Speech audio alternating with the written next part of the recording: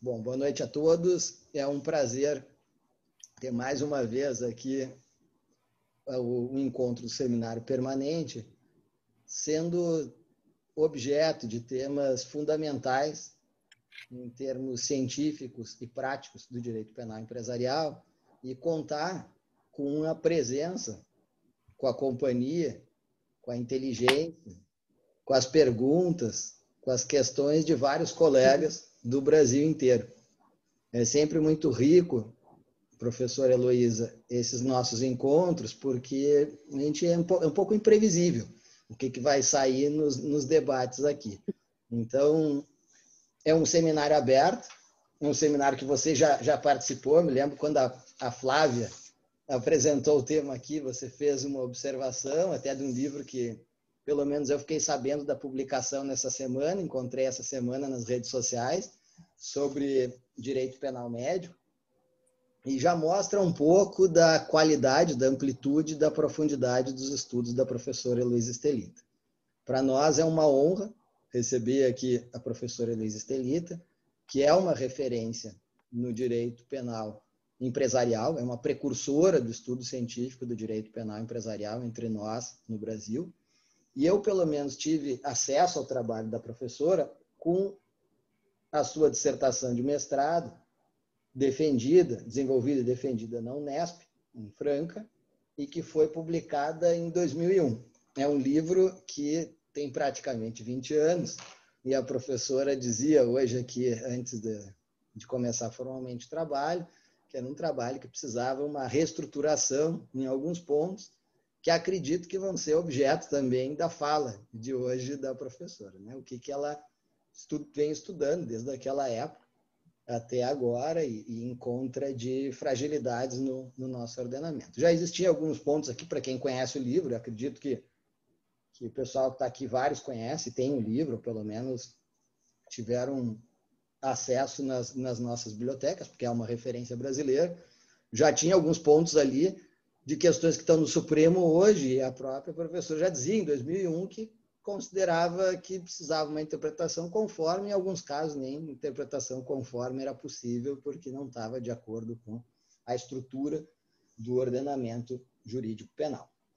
Bom, os estudos da professora, como eu disse, Heloísa Estelita, são muito variados, e uma obra que também é referência e é objeto de estudo entre nós, no programa de pós-graduação de Ciências Criminais da PUC, é a sua pesquisa pós-doutoral, realizada na Alemanha, que gerou um livro bastante consistente e instigante. Eu acredito até que foi uma obra que motivou a discussão no Brasil de um tema que estava um pouco, vamos dizer assim, deixado de lado, que é a omissão imprópria. E nós vemos cada vez mais o aparecimento de denúncias e investigações sobre a omissão imprópria, embora a técnica, na prática, não tenha observado muito as diretrizes e os cânones científicos. E certamente o nosso caminho também é um pouco por melhorar essa prática judicial. Então, queria saudar muito calorosamente a professora Heloísa Estelita, dizer que é uma honra para nós tê-la aqui. Estou bastante curioso para saber o que nós vamos conversar hoje sobre essa reforma dos crimes contra a ordem tributária. E, por favor, Elo, sinta-te muito em casa aqui entre nós. É uma casa de portas e janelas abertas, e todos nós estamos já, desde o dia da marcação desse encontro, muito curiosos pelo que nós vamos ouvir. Por favor. Muito obrigada, Marcelo. É um prazer estar aqui, prestigiando esses encontros. Eu venho quando eu posso como convidada, quando não posso, salvo tudo na lista de leitura e assisto no final de semana. Meu final de semana, eu tenho esse prazer de assistir webinars nos quais, infelizmente, eu eventualmente não pude comparecer. Então, muito obrigada. Eu estou entre amigos mesmo, eu queria cumprimentar o Xande, que está aí, que eu já vi, o Ademar, nosso aluno do mestrado, a Camille, o Felipe Lorenzi, de Lorenzi, né? Todo mundo fala Lorenzi, tadinho. De Lorenzi, tem até tracinho, que é para a pessoa falar, né? E eu não falei. Então, cumprimentar todo mundo que está aqui, muito obrigada pelo convite. O Rafael Cantege está aí também. O Alexandre, o Wunder está em 2, porque tem uma foto que não pertence a um nome ali embaixo, do Alexandre Vanderlich.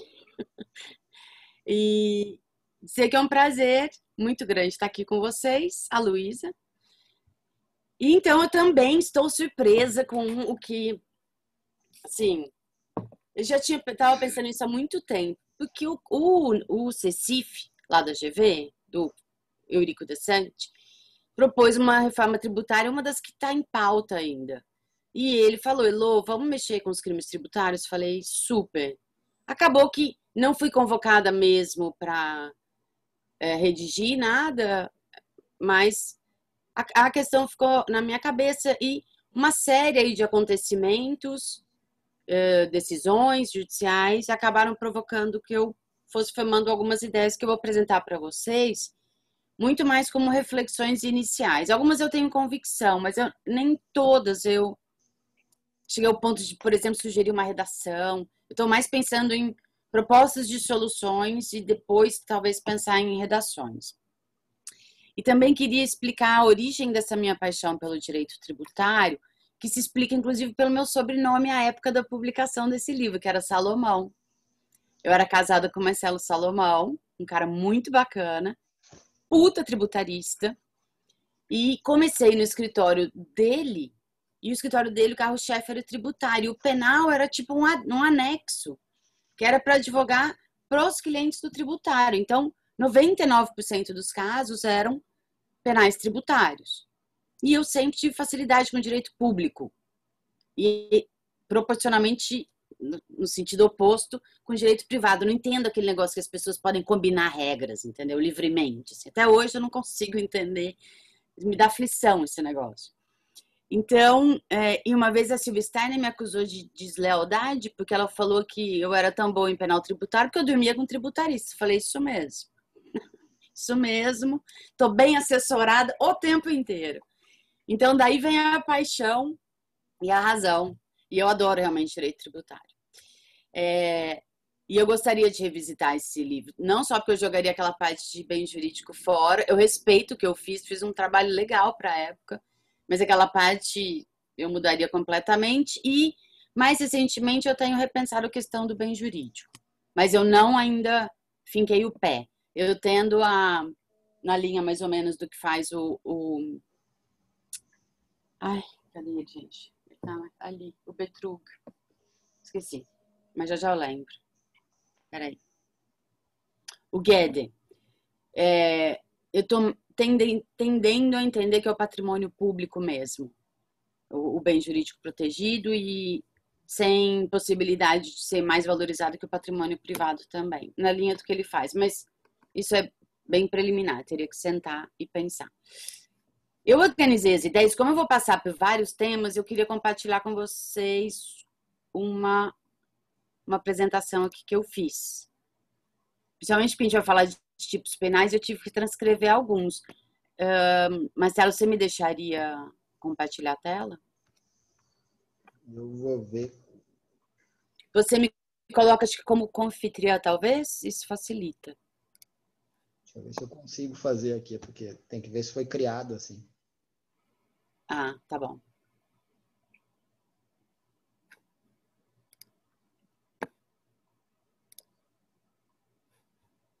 Elô, se você quiser, você pode me mandar e eu tenho autorização aqui para fazer, mas eu não estou achando como fazer passar para você. Você não consegue me colocar como confitriã? Eu acho que não. É criado para uma pessoa só. Ah, é? Que é pela senha da PUC. Tá.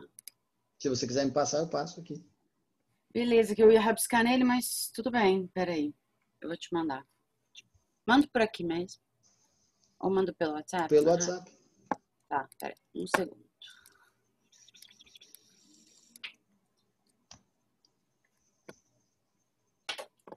Eu vou te mandar em PDF que fica mais simples. Uhum.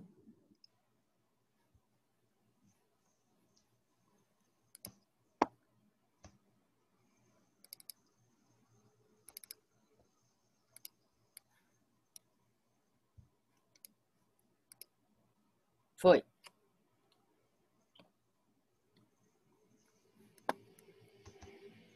Não chegou ainda aqui. Agora chegou. Tá.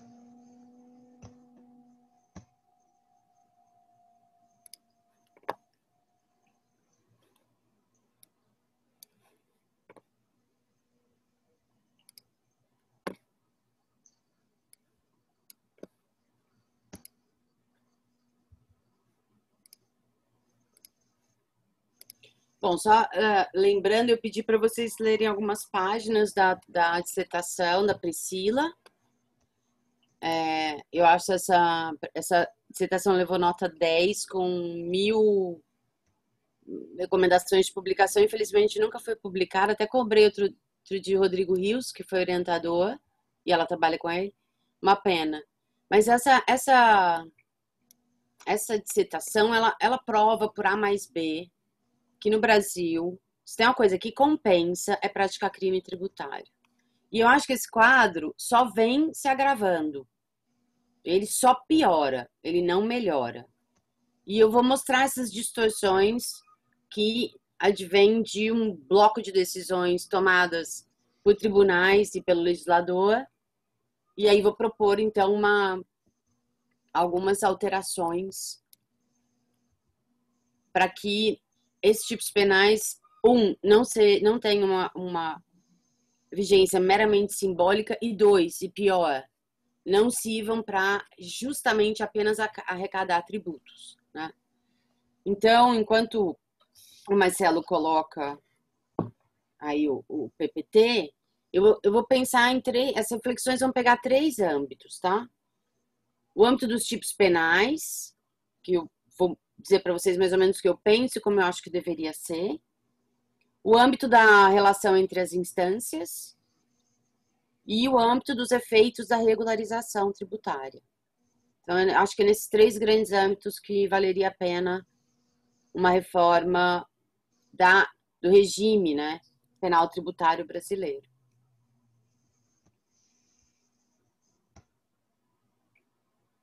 Conseguiu aí, Marcelo? Estou abrindo aqui. Elô, tenta ver se você consegue agora, porque eu tô... Consigo. Ah, então tá. Beleza, ainda consigo no iPad. Melhor. Já tem uma pergunta para você sobre o bem jurídico esse. Chico Elô. Então, espelhar a tela. Que está parecendo que começou. Sim, vai começar. Isso. Eu tô conectando pelo iPad. Tá. Opa. Ah, só se eu não tô, não. Deixa eu só ver que rede que eu tô. Tá na 5G. Peraí, só um segundo. Ah, entrou, né? Isso. Estamos vendo já. Deixa eu só ver se nesse aqui fica melhor. Tá, beleza. Mas ele entrou... Só um segundo, peraí. De novo.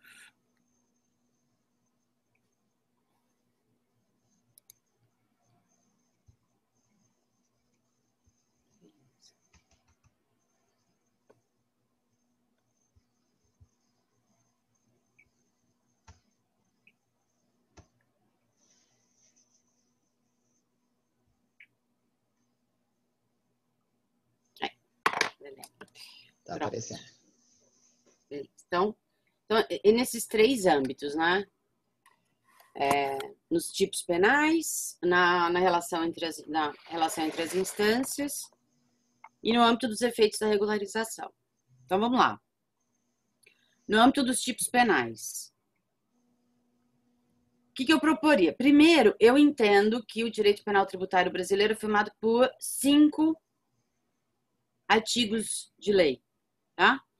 1 e 2 da 8.137, 168A, 334, CAPT e 337A do Código Penal. Então, 5. Portanto, para mim, o descaminho na modalidade do CAPT é um crime tributário. Inexplicavelmente um sobrevivente de muitos vendavais lá no Código Penal, com uma pena que não casa com a do artigo 1º, e que gera uma série de distorções, inclusive por algumas questões que o Marcelo trata no texto dele, naquele livro, que é o livro mais completo hoje, coletânea mais completa hoje, Direito Penal Tributário. Então, o que eu sugeriria para organizar essa bagunça? Eu sugeriria a revogação do 68A e do 337A. Por duas razões. 337A e artigo 1º da 8.137 tem exatamente o mesmo conteúdo de injusto, com a mesma pena. Depois que os parágrafos do 337A perderam sentido em virtude da regulação dos efeitos do pagamento do parcelamento, não há mais nenhum tratamento peculiar que justifique a manutenção do 337A. Todas as condutas por ele sempre foi desnecessário na norma incriminadora e era necessário, por alguma razão curta de tempo, nas causas de exclusão da punibilidade dos parágrafos. Então, revogação do 337A sem problema de abolício crimes nenhum. Todas as condutas já estão cobertas pelo artigo 1º do 8.137. Revogação do 68A. Por quê? O 68A também tem um conteúdo de injusto inteiro captado pelo 8.137. Ou no artigo 1º ou no artigo 2º 2. Porque a gente não tem a modalidade clássica ali, é o parágrafo 1º, inciso 1, que é o desconto e não recolhimento. Mas tem outras modalidades nos parágrafos. Nos incisos do parágrafo 1º e no próprio caput. Então, revogação dele. Com isso, a gente também resolveria um problema seríssimo que tem ali, que é esse problema de assimetria de pena. Porque nada justifica, em função da espécie tributária, que a pena para o não recolhimento de contribuições previdenciárias descontadas seja 2 ou 3 vezes maior, quase, do que a pena dessa mesma conduta quando tiver por objeto outros tributos, como ICMS, imposto de renda. E imposto de renda é um tributo tão importante quanto a contribuição social previdenciária. E assim, primeiro que a Constituição não alberga uma maior valoração de um tributo com relação ao outro. Isso já seria suficiente para fundamentar, e eu já disse que a pena é inconstitucional, do 68A, isso por si já tornaria a norma, a combinação legal do 68A inconstitucional. Mas, além disso, ainda no aspecto fático, se nós formos olhar a formação do orçamento da Receita da Seguridade Social, todo ano sai valores do orçamento fiscal composto por todos os demais tributos para o caixa da Seguridade Social. Então, assim, teria uma série de outros argumentos. Botei todos esses argumentos num artigo que eu publiquei sobre isso em 2001. Tem vários outros argumentos. Já com relação à finalidade da arrecadação, a comparação da finalidade da arrecadação da contribuição previdenciária, que na verdade não existe, tá? É a contribuição de seguridade. Comparado com as finalidades atribuídas, ainda que não de forma vinculante, a outros tributos. Então, se a gente pudesse falar assim de um tributo, e mesmo assim, do seu ponto de vista, a gente teria que fazer uma interpretação ligada muito à finalidade. Os tributos de segunda classe, na verdade, seriam as taxas, porque são remuneração para o serviço público praticamente, né? E deveriam ser proporcionais, mas não são.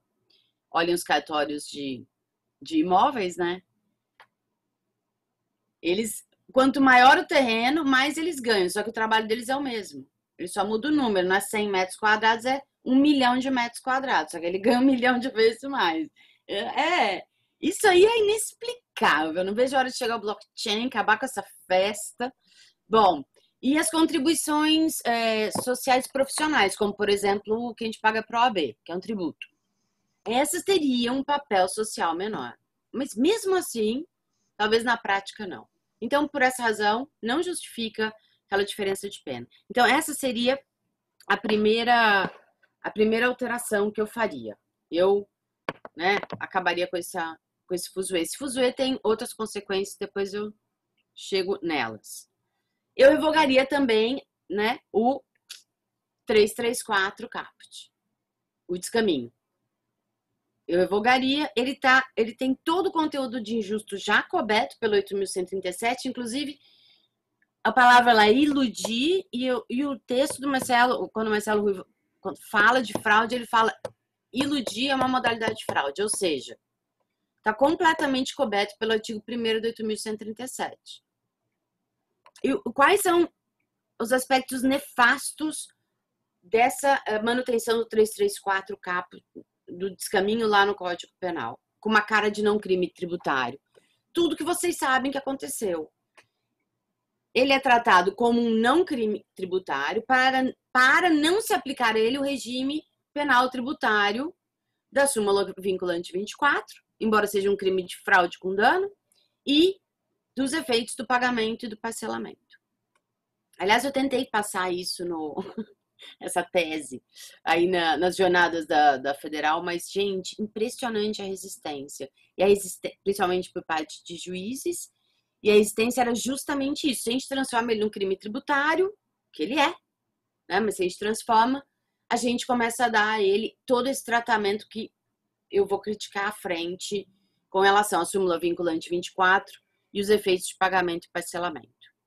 E também nada justifica que a pena desse crime seja menor do que as penas do artigo 1º, que são 2 a 5, e o 334 caput 1 a 4, sendo que os tributos envolvidos na importação de mercadorias são tributos da mesma estatura, tem tributos federais de estatura bastante importante, vamos dizer assim, e não há como justificar essa diferença de pena. Além disso, né, um bom leitor, um leitor rigoroso, por isso que um dia eu gostaria de me dedicar um pouco mais ao 334, não vai encontrar ali um crime relativo à importação de mercadorias, né? Porque fala entrada ou saída de mercadorias de uma época em que o CMS era atrelado à entrada ou saída no estabelecimento. É outro mundo. Então, assim, esse tipo penal merecia uma atenção rigorosa. A gente entende que ele está ali, quando ele estava atrelado ao contrabando, que estavam os dois no 334, dava para você fazer um entendimento teleológico, e como o contrabando dizia, né, o ingresso em território nacional, se fazia uma interpretação do artigo inteiro e entendia que essa entrada ou saída era do território nacional. Podem ir lá olhar hoje, não tem a menção a território nacional.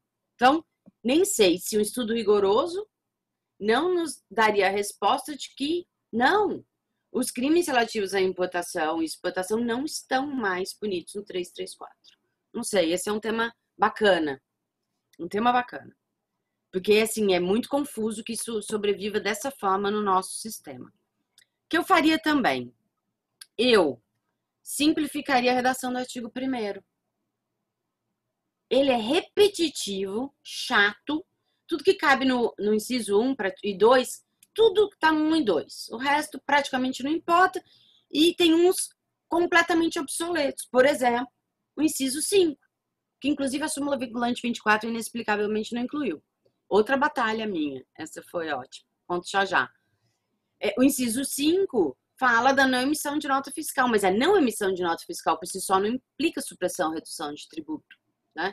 Precisa depois que essa operação não seja registrada, né? E que ela tivesse gerado um crédito, na verdade um débito, que na hora da compensação deu 0. Então, ali você teria, com aquele ato não gera supressão ou redução de tributo por si. Então, se quisesse punir, então, já está esquisito ali, porque a não emissão de nota fiscal não tem como consequência direta a supressão ou redução de CMS. E nem de ISS. Então, tá esquisito. E já estaria punido nos incisos acima, né? 2. Se ele não causa, ele seria um crime que não pressuporia um dano ao bem jurídico, mas está recebendo a mesma pena. Então, assim, não tem sentido o inciso 5. E os outros são repetitivos.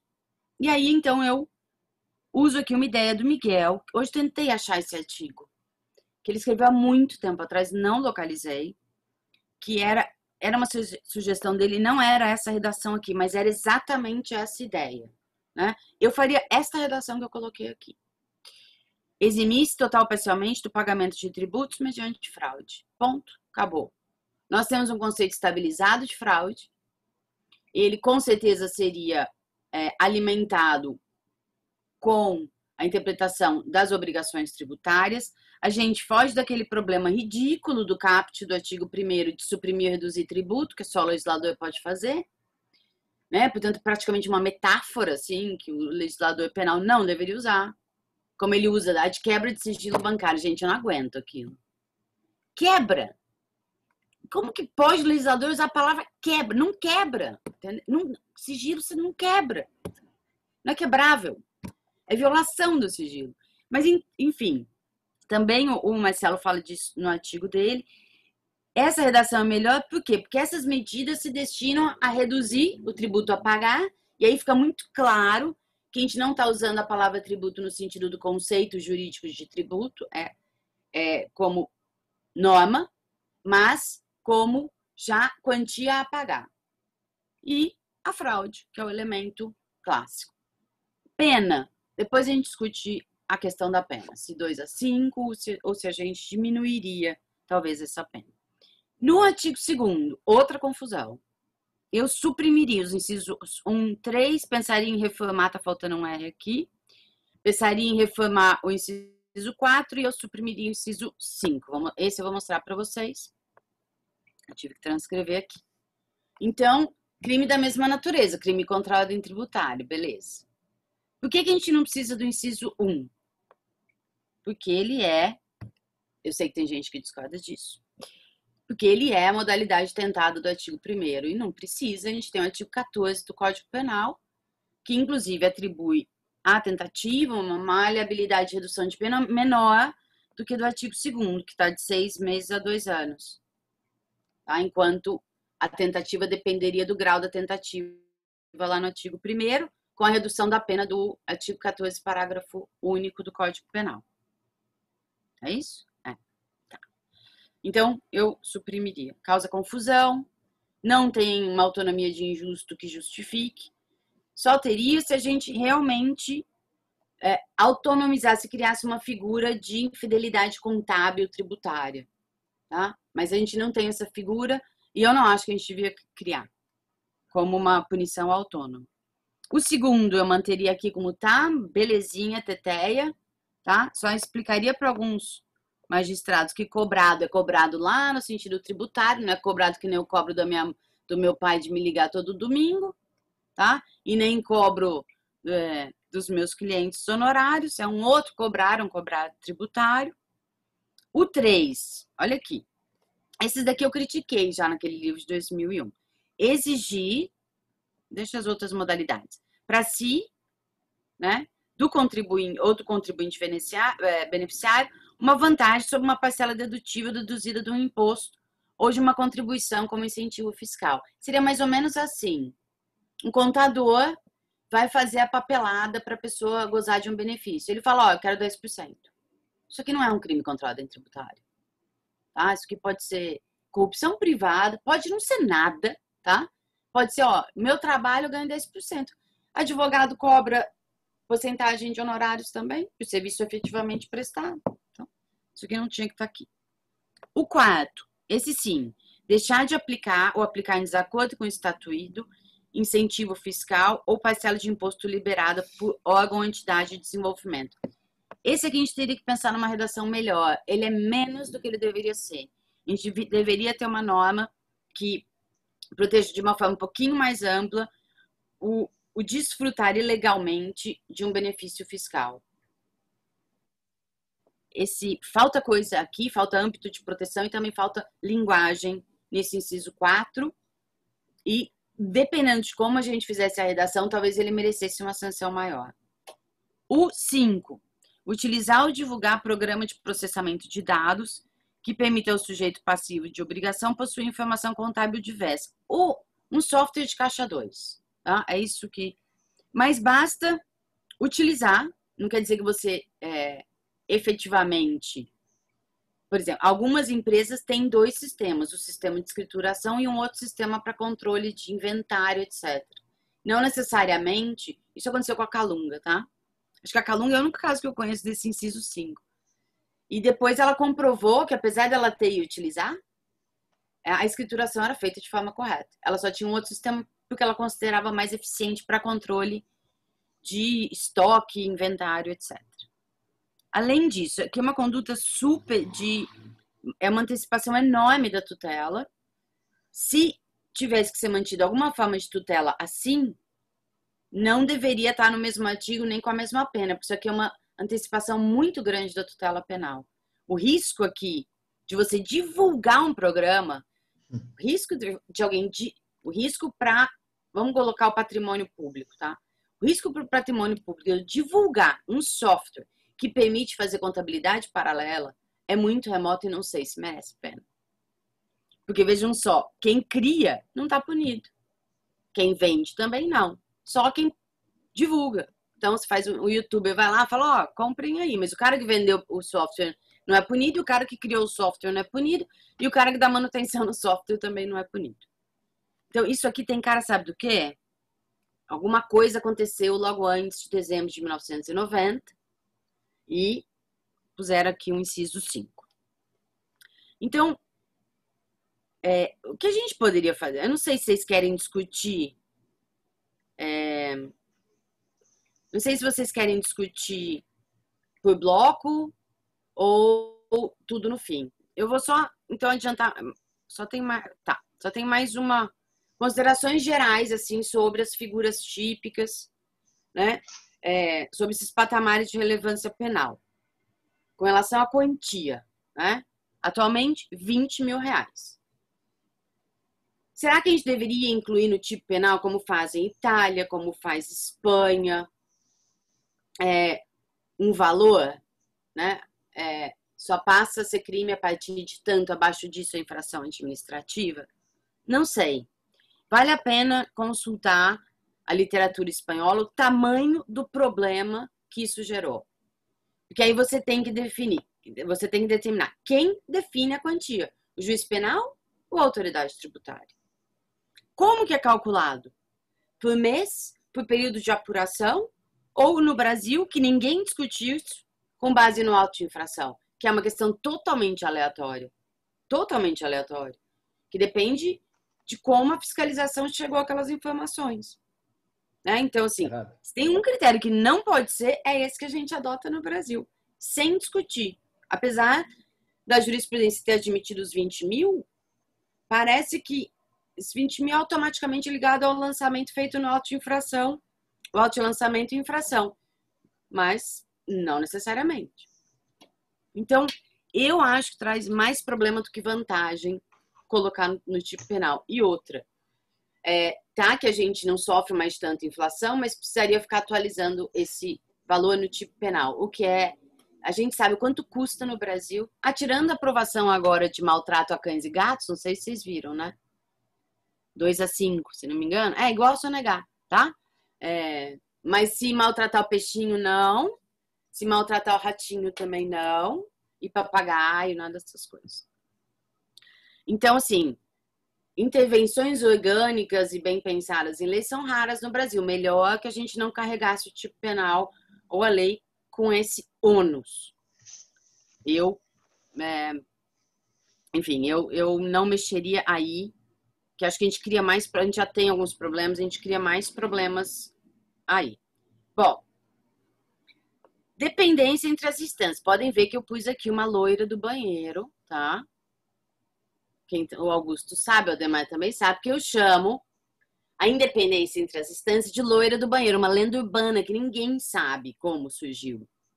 Ela habita lá no banheiro e fica lá, assustando todas as matérias penais econômicas. Crimes financeiros, crimes tributários, crimes contra o mercado de capitais, a loira do banheiro. A pergunta aqui, né?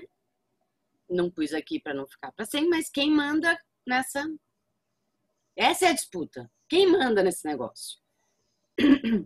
Não existe independência entre as instâncias. Pode existir, no nível mais profundo, uma autonomia de uso de conceitos, mas isso também tem que ser muito bem fundamentado e muito bem estudado. Por exemplo, eu tenho uma aluna agora que vai estudar o conceito de dolo lá naquele fuzuê da multa qualificada. Seria o mesmo conceito de dolo do Código Penal ou nós estamos autorizados a interpretar aquele dolo da multa qualificada com um outro conteúdo semântico. Mas, a princípio, né, os conceitos utilizados pelo legislador devem sempre ser empregados no mesmo sentido, especialmente em âmbitos de reserva de lei, como o direito tributário e o direito penal. Em princípio, não é? Pode haver exceção. Por exemplo, o próprio legislador diz, para fins penais, isso significa isso. Ou quando você vai interpretar, como me parece, minha desconfiança, no caso da multa qualificada, é um uso que caducou no tempo e nunca... ali tem uma questão interessante, talvez não seja o mesmo conceito penal de dolo. Lá. Bom, a dependência entre as instâncias, né, foi consagrado com muito festejo na desastrosa súmula vinculante 24, que tem inúmeros defeitos desde seu nascimento, espúrio, né? Espúrio no seguinte sentido, ilegítimo, porque ela vem do HC 81611, no qual o voto vencedor era do Sepúlveda Petens, que disse que o lançamento definitivo era uma condição objetiva de procedibilidade. Ele foi o voto vencedor. Se bem que no Supremo, às vezes, a gente lê o acordo, a gente nunca entende quem ganhou o quê. Não sei como o presidente consegue anunciar resultado de julgamento. Não sei. Acho uma tarefa... Deve ser a tarefa mais difícil do presidente do Supremo a conseguir anunciar o resultado do julgamento. O mensalão está aí para comprovar. Mas a súmula vinculante 24, primeiro, ela não vem de uma repetição de julgados do tribunal, ela vem basicamente do 81611 e depois, sim, várias liminares, mas ela não segue o entendimento do relator, que foi o vencedor no 81611, que era o Sepúlveda Petens, que não dizia nada disso, porque o Sepúlveda nunca diria uma coisa dessa, que não se tipifica, sabe lá Deus o que é isso, né? Então, problemas, né, da súmula vinculante 24. O que significa não se tipifica? Né? Não se tipifica que o legislador não pode criar um tipo penal, não se consuma, não se subsume ou não há prova da materialidade de uma das elementares do crime. Essa palavra tipificar, eu não sei se alguém lembra, eu nunca tinha visto ela ser utilizada, a não ser como uma recomendação para o legislador. Eles têm que tipificar essa conduta. Tá na hora de tipificar, sei lá o quê. No sentido de criação de um tipo penal, uma norma penal incriminadora. Bom, aí a gente pergunta para a súmula vinculante 24. Por que apenas os incisos 1 a 4? Se o caput, por economia de redação, o caput descreve o resultado de dano, né? E as modalidades de chegar nesse resultado nos incisos. É assim que está redigido o nosso artigo 1º. Ou seja, também o inciso 5 depende, né? Vou voltar aqui nela. Depende. Desculpa isso aqui também. Depende do lançamento definitivo. Por quê? Né? Isso aqui também, essa é uma outra discussão que o Marcelo toca nisso no artigo dele. A gente precisava desfazer esse fuzuê. Porque esse fuzuê do crime formal e material, quem teve aula comigo lá na GB sabe, ficou louca com esse negócio. Ficou louca por causa do crime de descaminho. Louca. Porque virou uma fórmula. Se eu falar, é crime formal, não se aplica a súmula vinculante 24, não extingue a punibilidade, se paga, não suspende a escalar. Pronto. Não, vejam os acórdãos do STJ sobre o descaminho. Tipo... Enfim. Então, mas eu entendo que o que o Supremo quis dizer era crime de dano, né? Um crime de dano que supõe uma redução do patrimônio, da arrecadação tributária, como se preferir. Beleza. Então, como que não se aplica o inciso 5, se ele pressupõe esse dano? E aí uma anedota, ou um registro histórico, havia uma das propostas, o Xande sabe disso, uma das propostas nessas jornadas de processo penal era que se estendesse o entendimento da súmula vinculante 24 para o inciso 5 do artigo 1º. Eu falei, gente, quando eu li o enunciado, até quis pegar, eu falei, para que fazer isso? É óbvio que se estende, né? Assim, o Supremo errou, ele esqueceu de um inciso. E aí, gente, foi a maior resistência de novo. Por que da resistência na minha leitura? Porque sempre que você considerar um crime tributário de dano, você vem com o pacotão.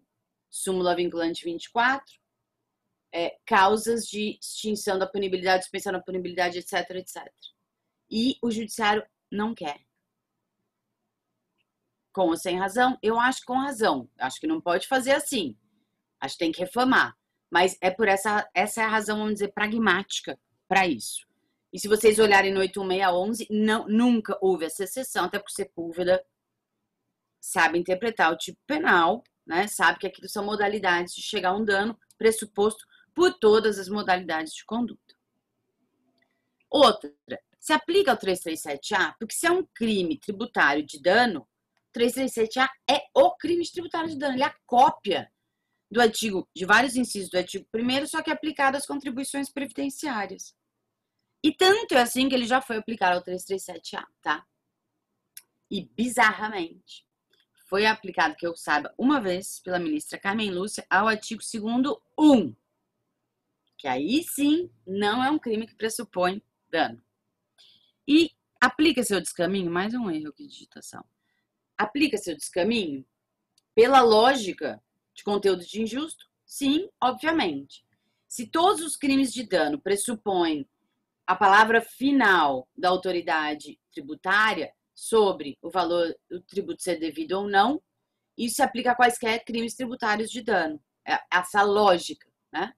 E, portanto, deveria se aplicar não só ao 337A, como ao descaminho. De novo, a resistência aqui é a resistência do pacote que vem junto com a afirmação de que se trata de um crime tributário de dano. Quais são os malefícios da súmula vinculante 24? Eu só fiz uma lista que eu lembrei. Primeiro, se a gente entender que não se tipifica, não se consuma, que eu acho que era da discussão do 8161, se vocês forem capturar, vocês vão ver que era essa a ideia, tá? Que ele não se consuma enquanto não sobrevier a decisão administrativa definitiva. Assim, como é que o Supremo pode afirmar que não se consuma um crime que todos os elementos do tipo objetivo, do tipo subjetivo, antijuridicidade, culpabilidade, ocorreram no mundo fenomênico perfeitamente? Vou dar um exemplo para ficar bem claro o que eu quero dizer. Quando a gente tem uma sentença condenatória definitiva relativa a um crime de homicídio, nenhum de nós aqui, nenhum, diria, o crime se consumou no dia em que transitou em julgado a sentença condenatória, embora a vítima tenha morrido há 15 anos atrás. Ela ficou morrendo, até a sentença condenatória transitar em julgado. Tem uma diferença entre o efeito, a sentença penal tem uma parte declaratória e uma parte constitutiva, tal qual o lançamento. Tanto é assim que o Supremo jamais, nem os tribunais jamais levariam as últimas consequências à sua afirmação, ou esse entendimento da súmula, com relação aos juros de correção monetária. Porque se o crime não se consumou, não houve dano. Se não houve dano até a decisão definitiva na esfera administrativa, só ocorrem juros de correção monetária a partir dessa data. E ninguém disse isso. Obviamente, por razões óbvias, o fato ocorreu lá atrás. Está perfeitamente caracterizado. O que a gente depende, a disputa é quem tem poder para fazer a parte declaratória com relação ao tributo. Essa é a questão. Quais são as consequências dessa interpretação de que o crime só se consuma anos depois com o caráter definitivo do lançamento tributário? Os impactos na prescrição. Quem aqui advoga nessa área sabe que não consegue fazer prova de defesa 15 anos depois. Não consegue fazer prova. Eu trabalhei, quando eu ainda estava no contencioso, trabalhei em vários casos de crimes que estavam sendo processados 15 anos depois da ocorrência do fato gerador, da não escrituração e do não pagamento. Um desses casos era oriundo da maldita CPMF. A Receita autuou, disse que sua movimentação na conta não condiz com o que você declarou. O cara fazia day trade na conta física. Então tinha entrada e saída, muita entrada e saída. Quando ele foi atrás de provar, se ele conseguisse todos os bordereaux das corretoras de valores imobiliários, ele conseguiria provar um movimento, que não era renda, era entrada e saída, não era necessariamente renda. E já fazia 12 anos, e nós não conseguimos nenhum bordereau de corretora de valores de imobiliários, porque elas só têm o dever de manter por 5 anos. Então, assim, isso é um ponto delicadíssimo, impossibilita a produção de prova documental e quanto mais testemunhal. Tem impacto na prescrição, vocês sabem disso. Agora, praticamente pode ser um crime imprescritível, ou com uma prescrição total acima da prescrição do homicídio. Aliás, isso já é, né? Porque, e aí vamos lá, que é um problema que não dá pra gente resolver todos numa cajadada só. É um problema da morosidade da instância tributária. Agora, é justo que a demora da instância tributária gere um impacto tão grande? Porque eu acho que a impressão de quem gosta da súmula 24, com essas mazelas que ela criou, tá? É uma falsa impressão de conforto. Uma falsíssima impressão de conforto. Porque, vem a decisão administrativa, alguns juízes simplesmente falam, tá aprovado, acabou, não quero saber. 2, não corre prescrição nunca e você não consegue fazer prova. Então, eu não vejo vantagem. E tem o impacto na lavagem de capitais. Botei aqui uma dúvida, porque eu não quero entrar na discussão se crime tributário é ou não antecedente da lavagem, mas o fato é que, sendo coerente com o entendimento da súmula vinculante 24, curiosamente, o crime tributário só acontece quando transita em julgado a decisão administrativa e o valor economizado com o tributo já foi despachado da conta do contribuinte lá atrás, quando ele não pagou e consumiu esse dinheiro, ou ocultou, dissimulou, ou whatever. Com certeza, ele não vai esperar transitar em julgado a decisão administrativa e falar, agora eu vou ocultar os valores. Agora eu vou dissimular. Não, ele não vai fazer isso. Então, para mim, é uma série de distorções que não contribuem em nada e dão uma falsa aparência de que ser julgado lá na frente é uma vantagem para o contribuinte. Não me parece que seja, mas estou colocando aqui para a gente discutir. Qualquer solução, né, para a gente tirar a loira do banheiro, do nosso banheiro, passa por contemplar essas 4 questões. Bis in idem, a gente arranjar uma solução para contemplar a dupla punição da pessoa física, tá? Lembrando que, nos casos, vamos dizer, de direito penal tributário e empresarial, a gente vai ter uma jurídica recebendo uma sanção e a gente não vai ter o bis in idem na física. Você vai ter a jurídica recebendo a sanção lá. Salvo exceção, né? Salvo os casos de responsabilidade tributária por ilícito. Mas vamos no arroz com feijão. Você vai ter o contribuinte PJ lá recebendo a sanção e depois a pessoa física aqui no penal recebendo a sanção. A gente não vai ter problema de bis in idem. Vai ter quando for pessoa física nos 2 lugares. Mas tem que contemplar. 2, tem que contemplar também a especialidade dos conhecimentos sobre tributos e sua escrituração. Então, se a gente for imaginar uma solução, a gente tem que contemplar isso.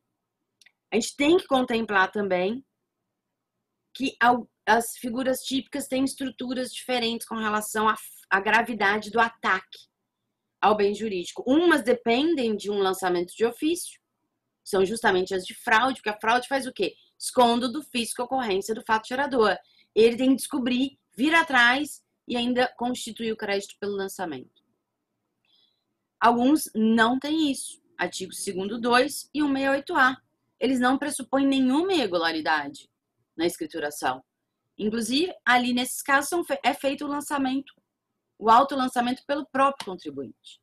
Nesses casos, não há fraude. Se houver fraude, já não é 22 e nem o 68A.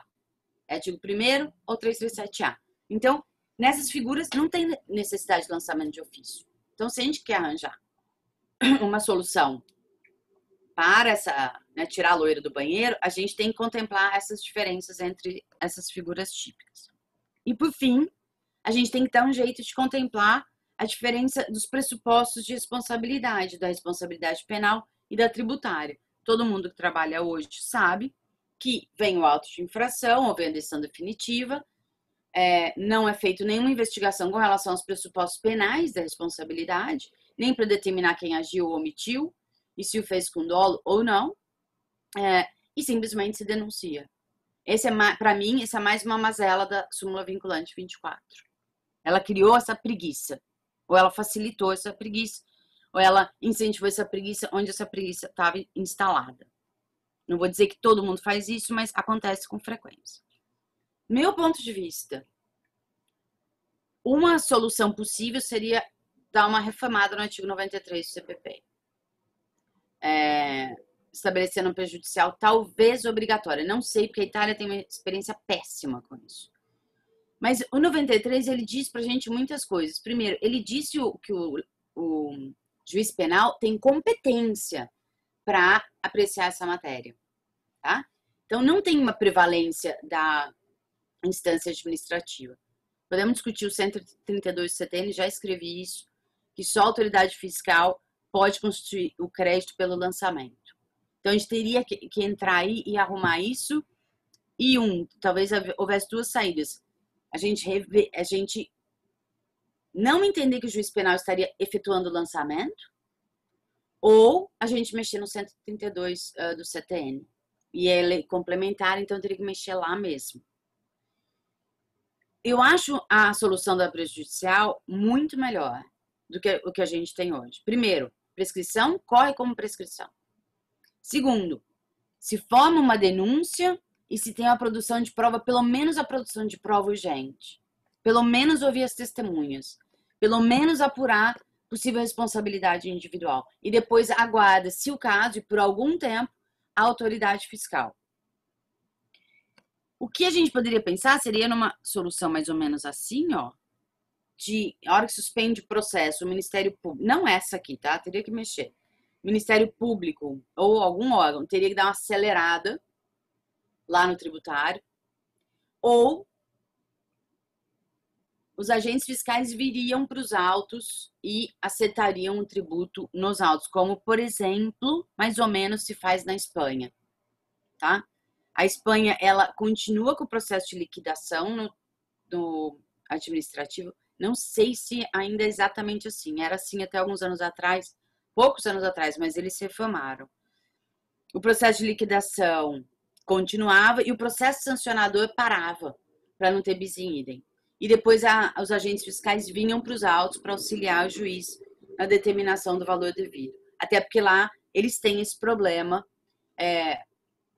O tipo penal já diz ali a partir de quanto é que tem relevância penal. Então, eu pensaria numa solução próxima do 93. Você reformaria o 93 e aí já contemplaria também outras dependências entre instâncias para outros crimes econômicos importantes. Por fim, no âmbito do efeito da regularização. Minhas reflexões. O sistema é completamente irracional, né? Ele torna a pena prescindível. Esse trabalho da Priscila mostra isso muito bem e eu tenho certeza que todo mundo aqui tem exatamente essa mesma impressão. Ele gera uma igualdade intolerável com relação a outros crimes contra o patrimônio público e privado, tá? Basta ver corrupção, basta ver que não é um crime de dano, mas o peculato, que não contempla essas mesmas facilidades, crimes contra o patrimônio público. E no âmbito privado, condutas de muito menor desvalor, como furto, não tem a facilidade de pagar e se livrar. Então, assim, é irracional o regime de extinção da punibilidade pelo pagamento a qualquer momento e de suspensão da punibilidade pelo parcelamento a qualquer momento. Ele cria uma desigualdade intolerável que privilegia os criminosos colarinho branco e desprivilegia justamente aquele que precisava não entrar no sistema carcerário, porque fica marcado por ele, não consegue nunca mais se repor, se recolocar no mercado de trabalho. E ele cria a deturpação final, que está aqui, que é essa resistência de tratar sistematicamente os crimes tributários no Brasil, que eu já venho denunciando para o crime de descaminho, depois narrei para o inciso 5 do artigo 1º, e agora isso tudo desagou aonde? No julgamento do artigo 2º 2 do STJ, depois confirmado pelo Supremo, que diz que a inadimplência do próprio contribuinte, desacompanhada de qualquer fraude, é crime. Para quê? Para usar a pena. Para usar a pena e não a pena em si, mas usar as facilidades posteriores à ameaça com a pena. Eu te ameaço com pena, mas se você pagar, tá livre. Se você suspender, também. Assim, nada sustenta o regime atual brasileiro com relação aos efeitos do pagamento e do parcelamento.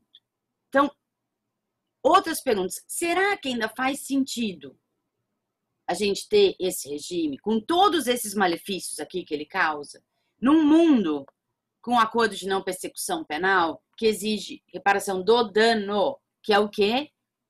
Pagamento do tributo com juros e correção monetária, se o caso. Não pagamento da multa punitiva.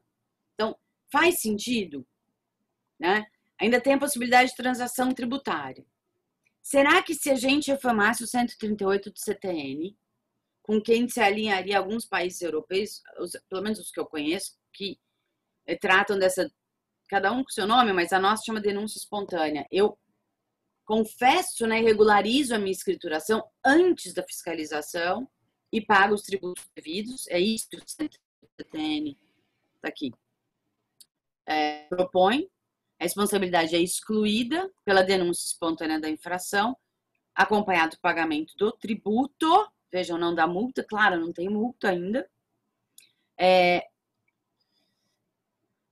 Tá. E isso tem que ser antes, né, de qualquer procedimento administrativo ou medida de fiscalização, bem mais ou menos na linha do que exige a Alemanha. Então, aqui a gente teria que mexer no 138 para prever uma exclusão da responsabilidade penal ou duplicar esse artigo na lei, colocando que a denúncia espontânea extingue a punibilidade penal. E para aqueles que reparam o dano, de novo, não precisa pagar a multa. E com isso eu também... Porque o que se faz hoje, gente, é usar a pena para legitimar a cobrança de outra pena, que é a multa sancionadora lá do tributário. Porque tanto os programas de parcelamento como o pagamento exigem o pagamento do débito total, que é o tributo devido, juros, multa de mora e multa punitiva e correção monetária. Então, assim, esse quadro atual é utilizar o direito penal para cobrar uma multa qualificada que às vezes é 150% do valor do tributo. Então, assim, não tem nada para de pé nesse regime que a gente criou. Então, será que sim, com a NPP, com um 138 e com o 16 do CP, que contempla uma boa redução de pena para reparação do dano até o recebimento da sentença, a gente já não estaria bem servido. Sem os problemas de desigualdade que a gente tem hoje. Sem permitir um uso da ameaça penal para cobrar tributo, e sendo estendida cada vez mais. E essa extensão é maior por quê? Por causa dos regimes de parcelamento que um vão se somando em cima do outro e ninguém nunca paga tributo, como demonstrou a Priscila. Ou seja, é um sistema que não paga tributo, só paga se for trouxa. Trouxa. E todas essas vantagens penais. Então, assim, de duas uma. Se a gente manter o sistema como ele está, eu questiono se a gente deveria ter direito penal tributário no Brasil. Se a gente acha que tem que ter, a gente tem que reformar esse sistema, porque ele gerou esse quadro irracional, desigual e deturpado por ação. Não estou dando ou não razão político-criminal, mas não dou razão de direito positivo e de lata. Deturpação dos âmbitos dos tipos penais e do tratamento que eles deveriam receber em função desse tratamento irracional e desigual que a gente criou nas consequências do pagamento e do parcelamento.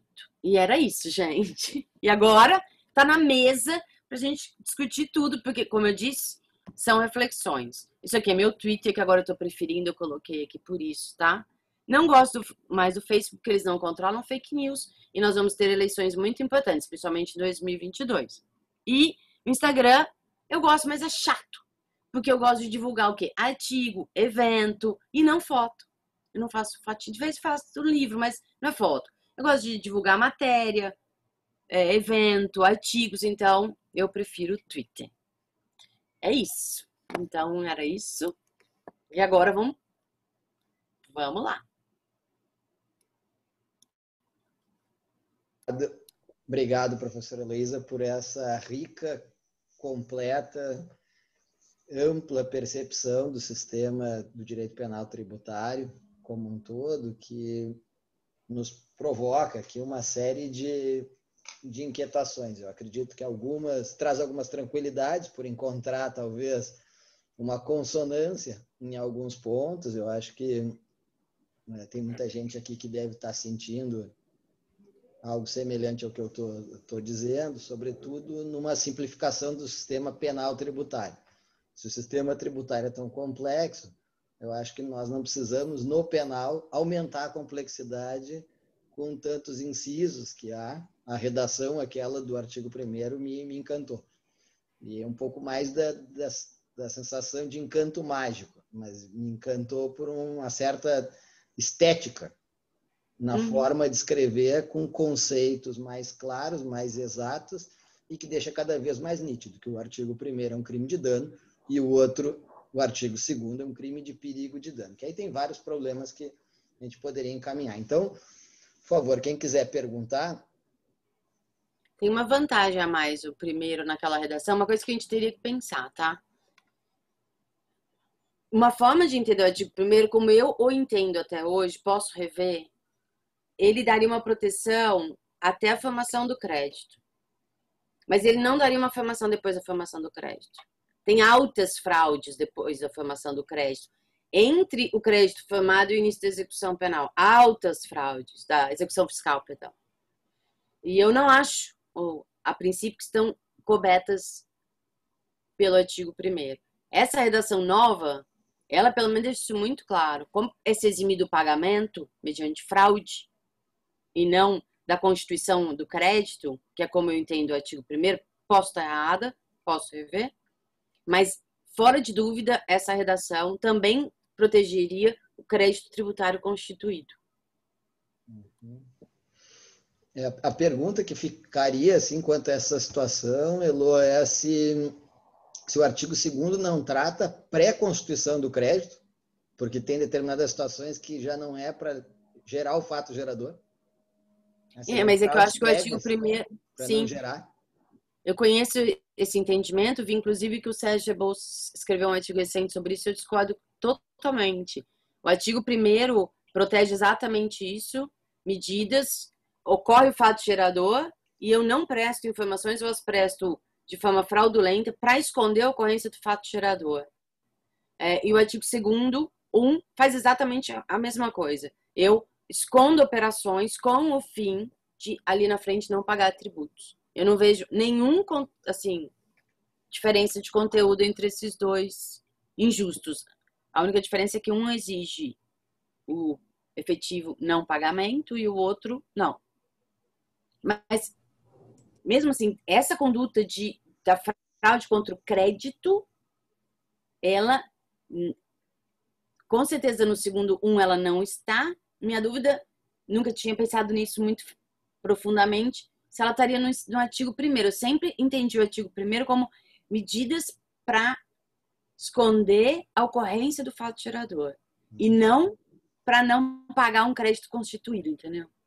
Eu acho que sim, acho que está muito claro como você coloca, é muito coerente, no sentido que o artigo 1º está muito mais próximo da tipologia internacional, que é uma fraude para reduzir a receita. E aí fica muito mais claro o que os nossos contemporâneos pensam sobre o direito penal tributário. É que não é só uma questão arrecadatória, mas também tem uma questão ética no sentido de uma fraude que gera concorrência desleal, que gera uma situação de suposto descrédito no Estado e em tudo aquilo que é preciso que o Estado administre e faça num determinado Nossa, momento. gente, eu acho assim. Tem os efeitos diretos, né? E são efeitos gravíssimos. Estamos falando de educação. Só para começar, estamos falando do futuro desse país. Sim, só para começar. E aí, praticamente todos os tributos contribuem com a educação, tirando as contribuições previdenciárias. Quase todos, inclusive ICMS, etc. Tem um efeito político gravíssimo. Porque se eu não pago tributo, eu estou me lascando quem foi eleito. E se ele está tirando todo o dinheiro desse país aqui, desviando e botando na Suíça ou nos Estados Unidos? Eu não tô nem aí, eu não tenho nada a ver com isso, cara. Eu não pago tributo, quero que exploda. E assim, então, tem um dano patrimonial mesmo, que indiretamente gera um dano à dignidade humana nas suas expressões mais básicas. E tem esses efeitos colaterais, né? De concorrência desleal. Eu não gosto muito desse argumento, Marcelo, sabe por quê? Que alguns julgados começaram a invocar esse argumento para dizer que o bem jurídico protegido era outro. Eu falei, bom, então, todos os crimes econômicos são crimes contra a concorrência, porque não é? Então, assim, mas é um efeito secundário também, né? Usar também mercadoria de contrabando ou de descaminho também gera uma concorrência que não é leal. Mas eu acho sobre esses aspectos não penais, mas o efeito político, para mim, é o mais devastador de todos. A pessoa desprende do destino político desse nosso país, porque ela não contribui para nada disso. Eu acho que é um ponto fundamental. Desculpa.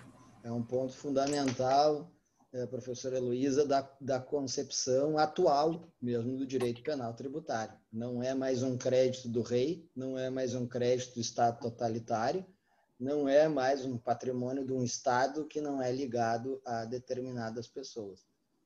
Bom, a gente pode entrar em outra discussão, até nós vamos discutir no próximo encontro sobre o bem jurídico. Eu acho que tem várias perguntas que vão ser feitas aqui. O Ademar estava com a mão levantada. Por favor, Ademar. Bom, boa noite. É uma honra estar participando aqui no encontro aqui da PUC do Rio Grande do Sul. Parabenizar a minha professora Heloísa Estelita. Eu vou dizer aqui aos amigos, aos colegas aqui do Ceará que eu achava que eu conhecia alguma coisa de direito penal até eu entrar no mestrado da Fundação Getúlio Vargas. E aí realmente a gente percebe que os conhecimentos eram muito parcos e passamos a adotar com muita seriedade o estudo científico, o estudo sério com que a Fundação Getúlio Vargas, o mestrado nos proporciona, e à frente está a professora Heloísa. Eu aproveito aqui essa oportunidade para fazer esse reconhecimento, professora Heloísa. Obrigada, Ademar. No direito tributário, no direito penal tributário, realmente a sua tese de mestrado foi que nos proporcionou aí também ter muito conhecimento sobre esse assunto. E em relação aqui ao tema de hoje, eu só fazendo aqui o reconhecimento de que talvez realmente o prejuízo de uma construção dogmática mais séria do direito penal tributário está realmente no problema da extinção da punibilidade pelo pagamento do tributo. Tem até um ditado que diz: problema que se resolve com dinheiro não é problema. Então, isso talvez retire a necessidade de enfrentamento dos vários problemas que foram muito bem demonstrados aqui hoje na exposição da professora Heloísa. E eu só faço, aproveitando, porque eu acho realmente essa lei que faz 30 anos, em dezembro deste ano de 2020, merece essa reflexão, né? Nós sabemos que vários ordenamentos, em Portugal, nós temos um regime geral das infrações tributárias, onde lá estão previstos os crimes. No Código Tributário alemão, nós temos o crime de fraude fiscal. No Código Penal espanhol, nós temos os crimes de fraude fiscal e algumas situações de crimes de perigo também que tem essa criminalização do descumprimento de obrigações acessórias. Então, talvez não seria o caso de se eleger um estatuto único.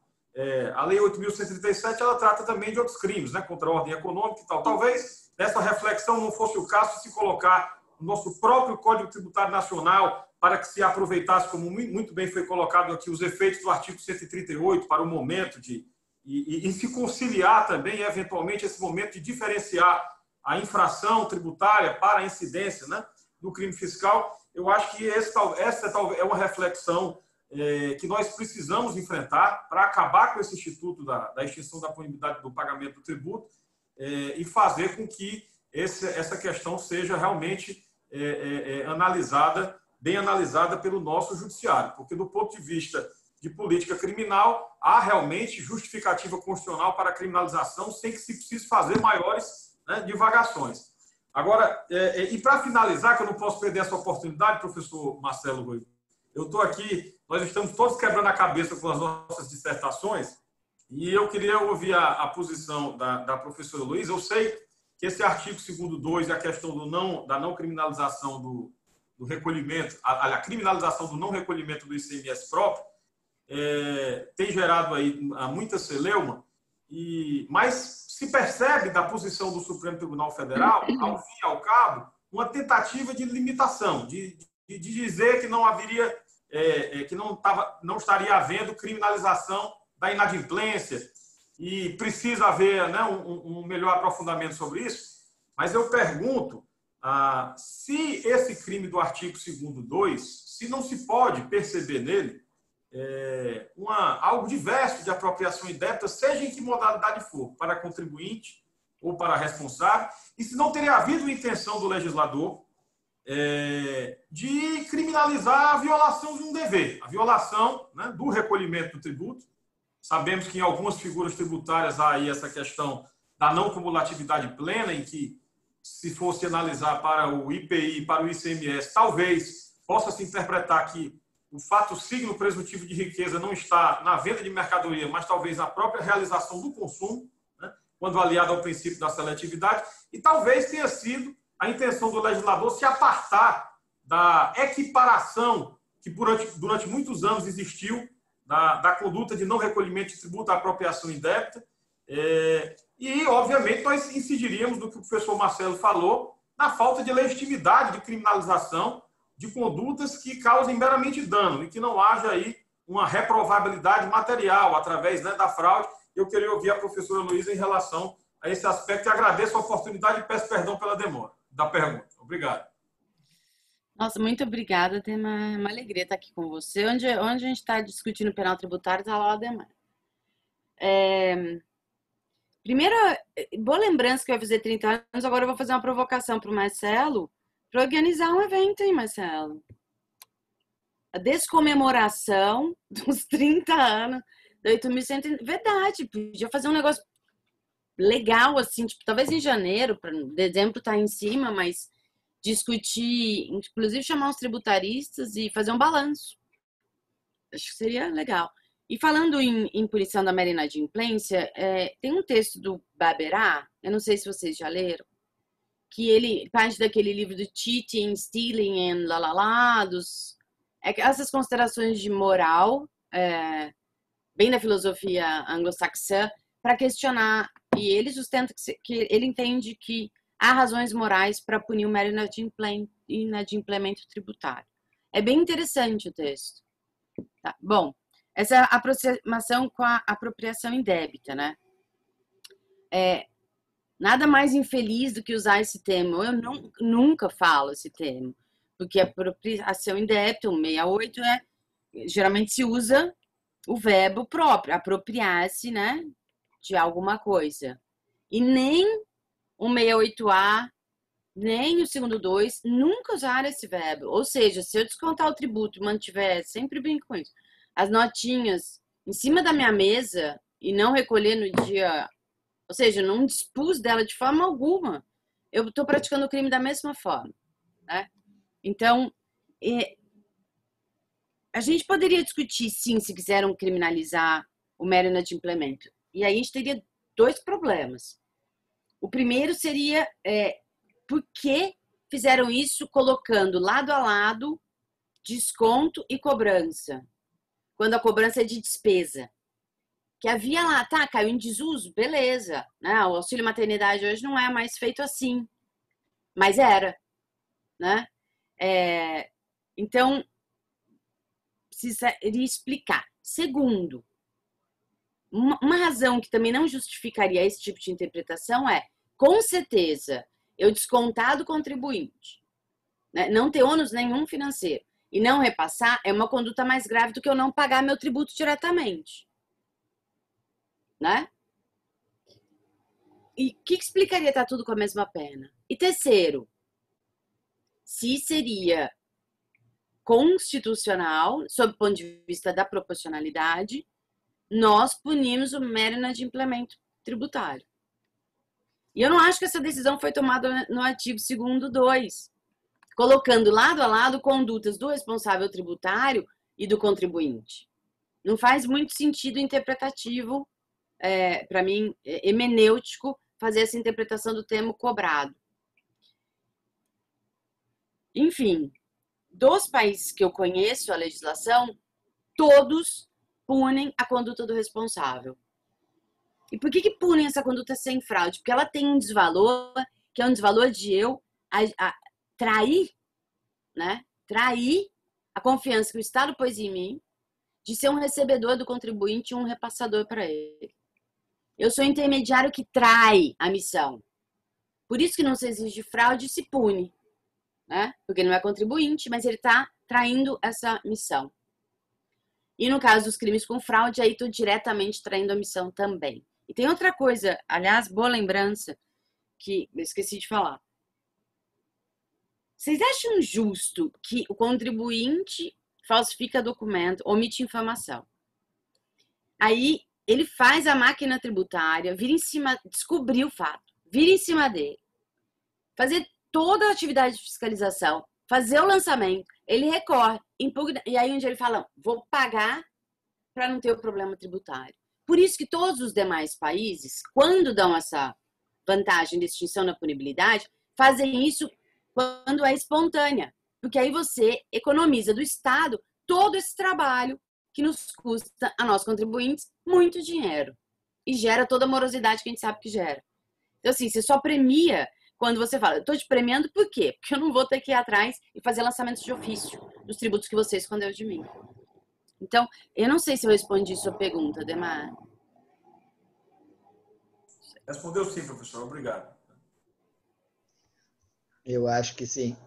E a cada fala, cada intervenção da professora, a gente já vai a 1h30 quase aqui de eventos, suscita uma série de outras questões para nós pensarmos, né? Então, agora uma delas é as duas tipologias mais conhecidas internacionais, que é Untreue e Betrug, né, na Alemanha, ou então abuso de confiança e fraude na estrutura aquela dos nossos países aqui, e a gente inventou várias outras categorias, né? A gente está no âmbito que não é nem perigo, a gente está na pressuposição que aquilo eventualmente poderia entrar numa cadeia causal e gerasse o perigo ao bem jurídico do artigo 1º.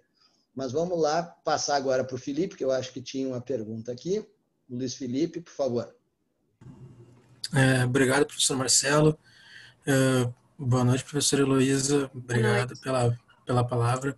Eu tenho um medo enorme de fazer uma pergunta muito imbecil, mas preferi expor ela do que ficar com essa dúvida. Na verdade, são, acho que 3 em uma as minhas dúvidas que ficou, assim, da sua fala.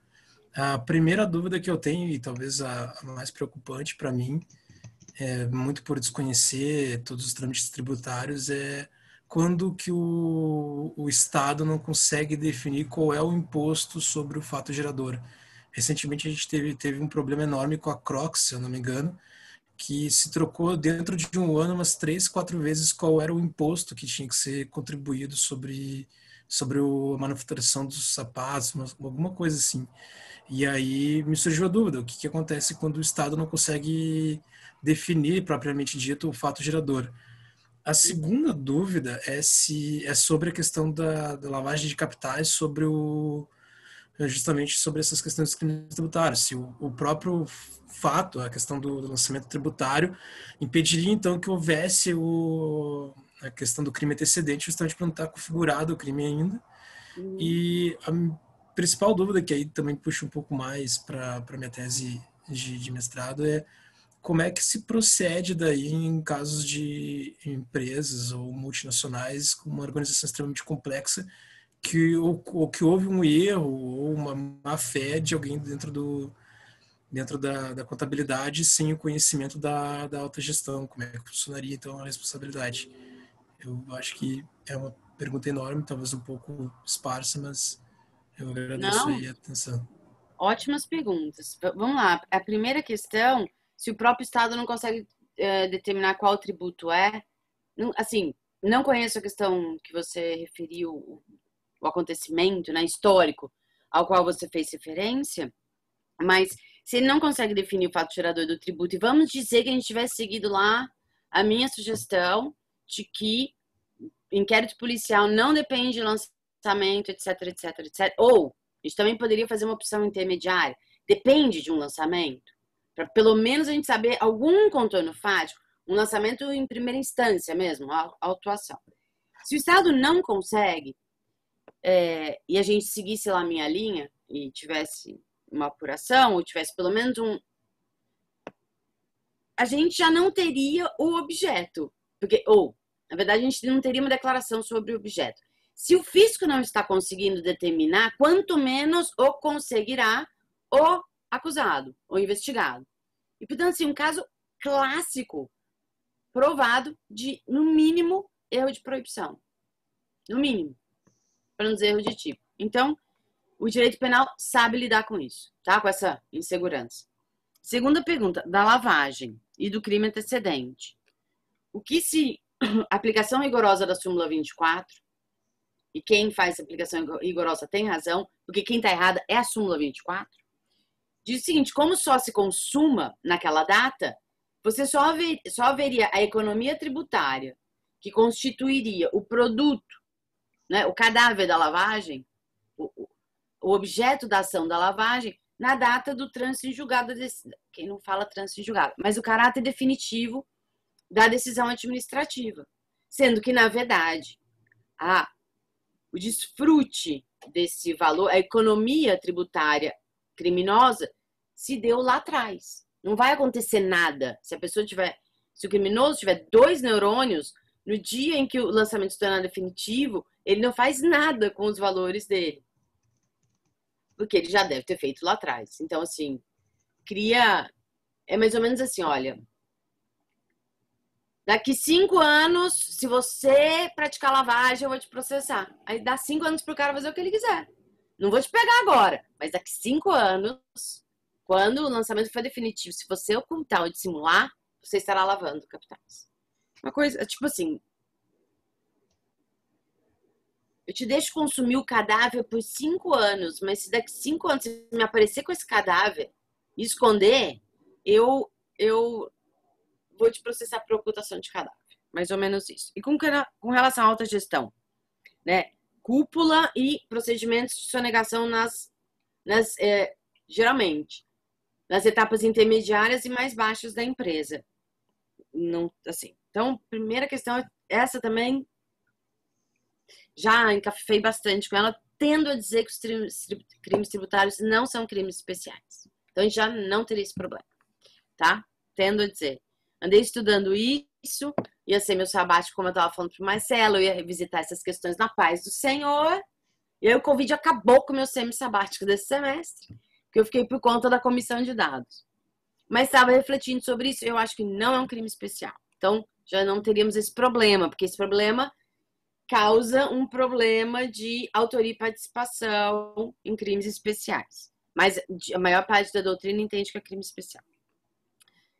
Mas mesmo assim, o direito penal também consegue resolver isso como? A pessoa da alta gestão que eventualmente tomou uma decisão sem conhecer os elementos típicos age em erro de tipo. Você tem aí praticamente uma autoria imediata. Mas geralmente não é assim que acontece. Essas decisões, as mais corriqueiras, tá? Elas são praticadas das camadas médias para baixo. Então você tenta chegar com a responsabilidade na alta gestão e para, no mínimo, no tipo subjetivo, mesmo que fosse por omissão. Porque o omitente, né, não tem consciência de que está suprimindo e reduzindo tributo mediante fraude.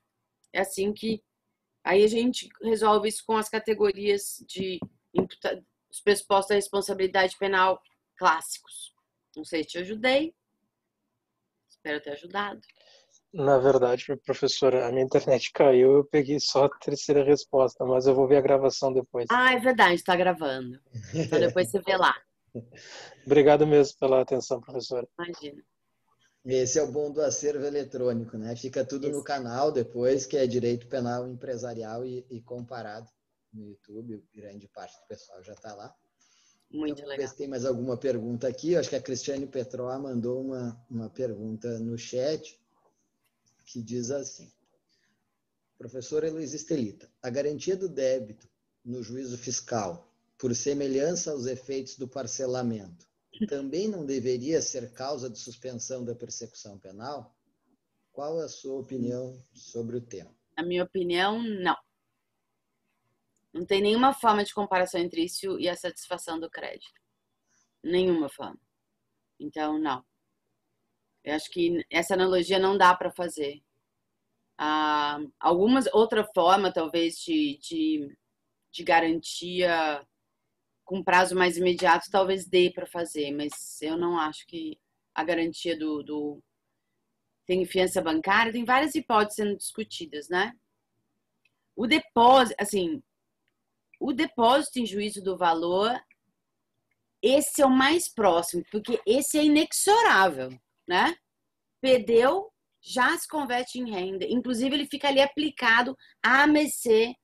Esse é o mais próximo. Mas os outros não. Os outros são simplesmente postergar de novo o pagamento. Então, não me parece...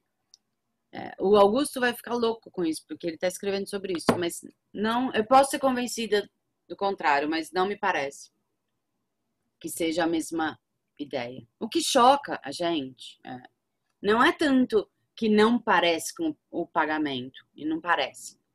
É que parece, é mais da forma como são feitos os parcelamentos hoje, em alguns casos pode ser mais efetivo que o parcelamento. O parcelamento sim dá direito, né? Porque tem parcelamento que você entra hoje com R$100, parcela em 10 vezes. Aí você reparcela em 100, aí em 200 e você nunca vai pagar. É menos garantia do que algumas garantias da execução, mas não me parece assim, não fiz nenhum estudo aprofundado, mas não me parece. É bem observado, eu acho, esse ponto final, Elo, quando diz que é uma garantia já da vítima, né, da suposta vítima, ou pelo menos do atravessador, se a gente imaginar que é um bem jurídico de titularidade da sociedade, o Estado que tem que administrar esse recurso tem a garantia que o recurso está ali, e aí depois tem que pensar como é que seria feito. E esse parcelamento pode ser, como a gente observa na experiência, pode ser prorrogado, pode não ser cumprido. Tem várias não, coisas. E vem uma leva aí, eu estava vendo, acho que o município de São Paulo já fez, vem uma leva de parcelamento aí, Covid. Não estou dizendo que é injusto, tá? Os parcelamentos. Mas é injusto ter esse efeito penal. Você reparcela e você pega o seu saldo e reparcela. Nesse trabalho da Priscila, isso fica muito claro. Então, ou não tem direito penal, eu acho, para não ser usado como está sendo usado, como bastão de ameaça, ou não tem esse tratamento. E talvez, e bom a gente tocar nisso, talvez reduzir um pouco a pena, né? Talvez reduzir um pouco a pena, não sei. A nossa pena não destoa de outros países.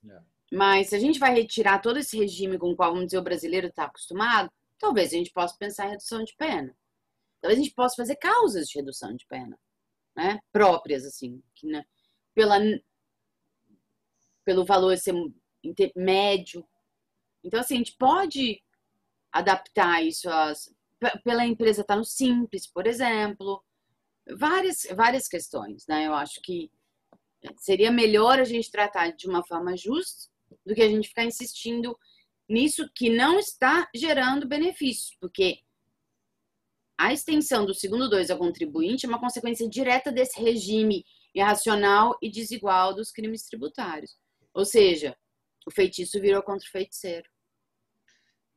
Pois é, Lô, mas daí essa dúvida eu tenho muito sinceramente. Eu acho que às vezes nós que nos ocupamos a pensar isso e olhar outros ordenamentos, olhar outras culturas, acreditamos mais no caráter ético do direito penal tributário que algumas pessoas que trabalham nas agências de controle, porque acreditam meramente no que você disse, numa postura completamente contrária ao iluminismo kantiano de ameaçar com o bastão o contribuinte para que ele pague até mesmo quando se aplica uma multa que é altíssima numa determinada situação. Sim, sim. E aí eu acho que falta de novo, né? Esse pacto social, esse pacto federativo, ele tem que ser pensado mais a fundo para a gente encontrar quem é que nós somos mesmo, uma questão identitária.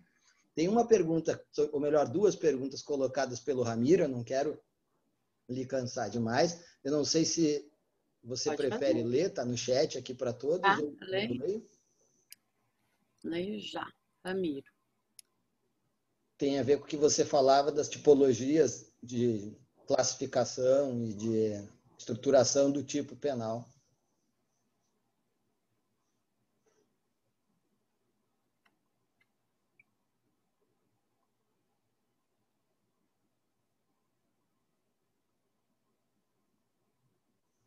Então, vamos lá.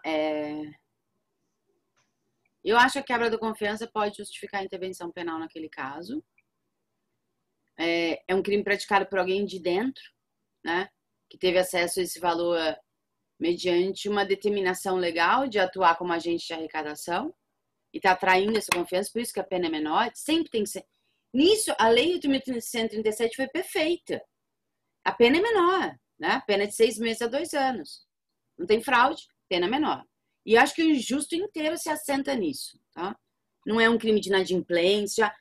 Aquela época que eu era, no começo da minha carreira de advogada, revoltada, prisão civil. Não é prisão civil, tá? Não é prisão civil que fizeram agora. Prisão penal por dívida que fizeram agora, mas não é. E da segunda questão, das contribuições previdenciárias, tem que levar o seguinte, você está estudando 68A, você tem que levar isso em consideração.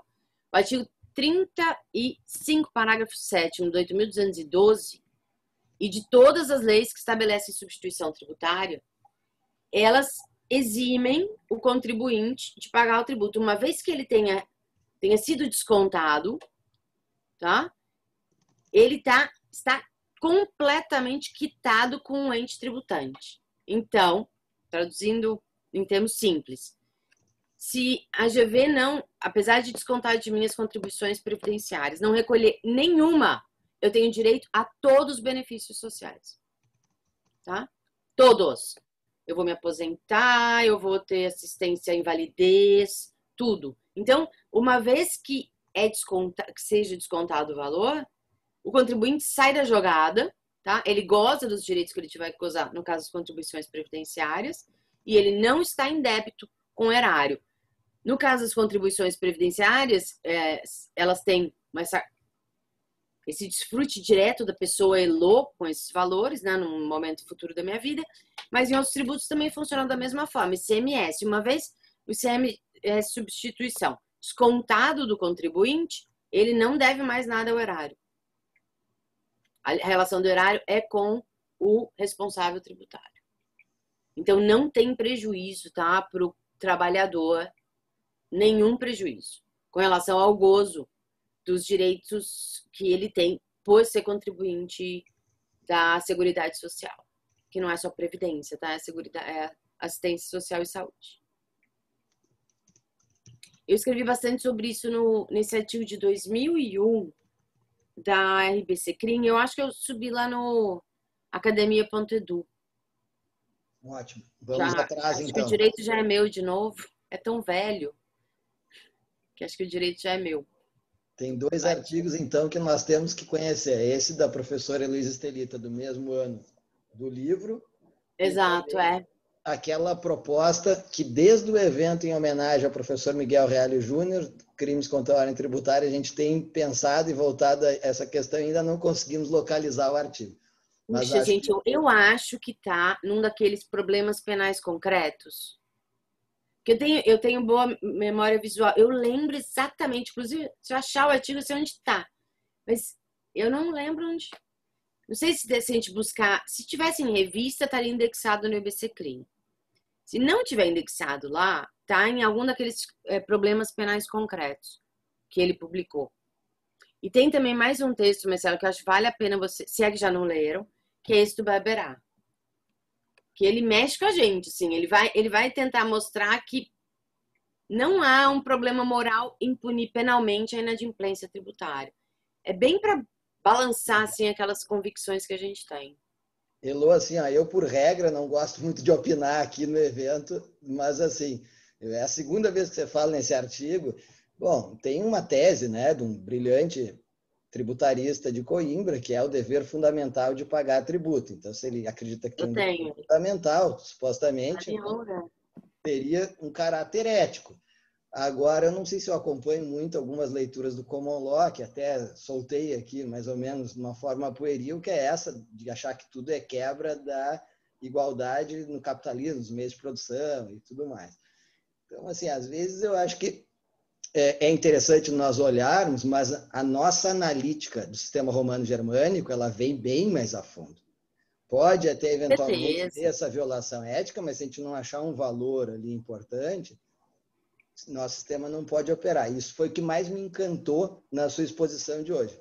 Ela é coerente porque ela tem as premissas de redução do sistema para destacar aquilo que tem um desvalor ético de conduta e de resultado. Não, você tem toda a razão, né, Marcelo, porque haver um fundamento moral de um wrongdoing não quer dizer que ele tem que ser crime também, né? A multa de mora, ela é uma multa pelo atraso, né? Pela inadimplência. Exatamente. Então, você tem toda a razão. O que o CARF faz hoje em punir, né, os diretores jurídicos, quando eles pedem bônus e diminuem de uma forma ilícita, irregular, né, o que deveria ser declarado pelas empresas, não quer dizer que isso efetivamente depois vai desaguar pela abertura do artigo 29 no direito penal. Né? Quer dizer que tem uma responsabilização daquelas pessoas que estão lá na posição. Então, então teria que processar tem que processar os acionistas. Não? Claro, ué. Se quem se beneficia pratica o crime, como tem denúncia, assim, né? Todos os acionistas têm que responder também.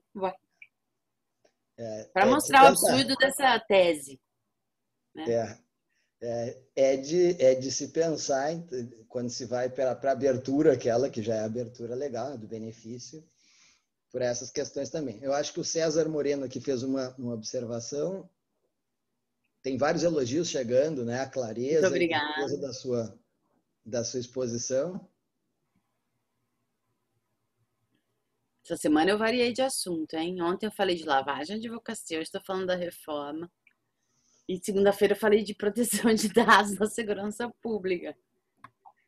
Eu acho que a pergunta do César é bastante rica. Aqui é uma pergunta recorrente, né, no direito penal empresarial, se dentro desse arcabouço que a gente imagina, direito penal, teria algo atual e talvez mais rápido, que é o direito de meia ordenação social, que poderia ser Ordnung Widrigkeit, né, na Alemanha, que pudesse cuidar desse direito penal tributário, fazer as vezes dele, diante, diz o César, da falência da pena de prisão.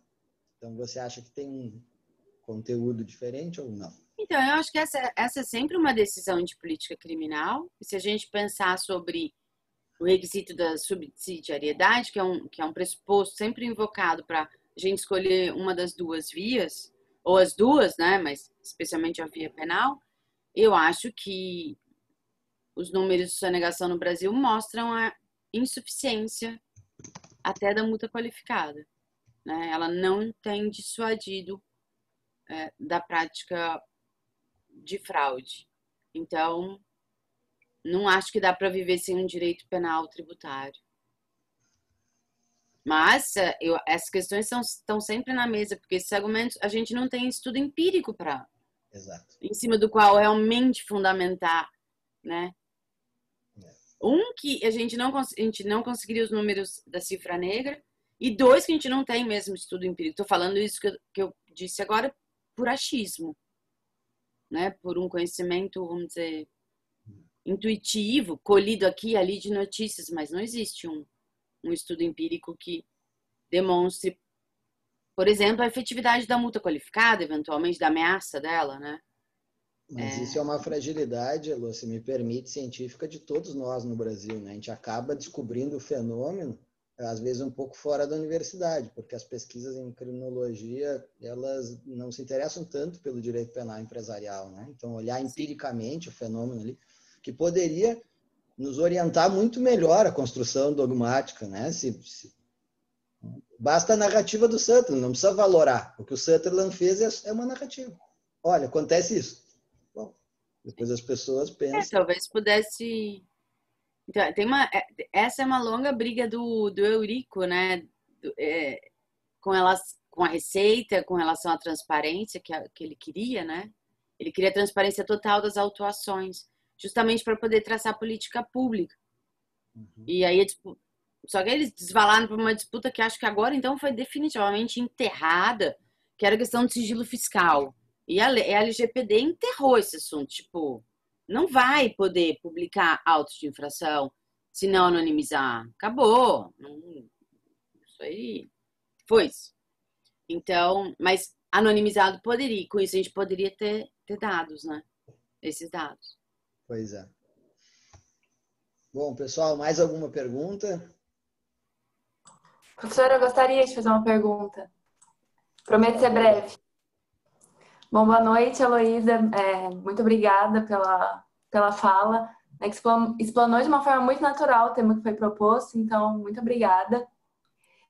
E acho que a minha fala aqui ela não é nenhuma dúvida, mas mais para saber a tua visão, afinal, qual é o bem jurídico, né, tutelado pela lei dos crimes contra a ordem tributária, já que houve aquela dúvida ali no início da palestra, e também já que para a gente falar, né, de uma proibição penal, a gente tem que ter um bem jurídico aí a ser tutelado. É isso, muito obrigada. Obrigada a você, Bárbara, por estar aqui, pela sua pergunta. Então, essa pergunta, eu e o Marcelo temos divergência, tá? Ele é um dos poucos que, graças a Deus, divergiu de mim, porque no Brasil todo mundo concorda com tudo, gente. Que graça que tem, né? Então, é mais legal divergir. Eu quando fiz o trabalho, eu considerei que era arrecadação tributária, por quê? Porque eu queria embutir no mesmo conceito as duas grandes funções do tributo, e uma delas é extrafiscal, né? De abrir mão, às vezes, da tributação para motivar certas condutas.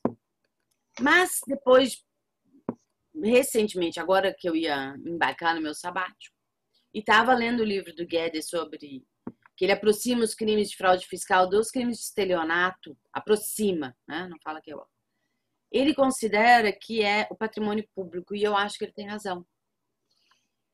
Eu acho que ele tem razão, porque mesmo quando o Estado abre mão, né, de tributar para incentivar certas condutas, ou usa a tributação como para desincentivar, aumentando né, na progressiva, por exemplo, na tributação progressiva,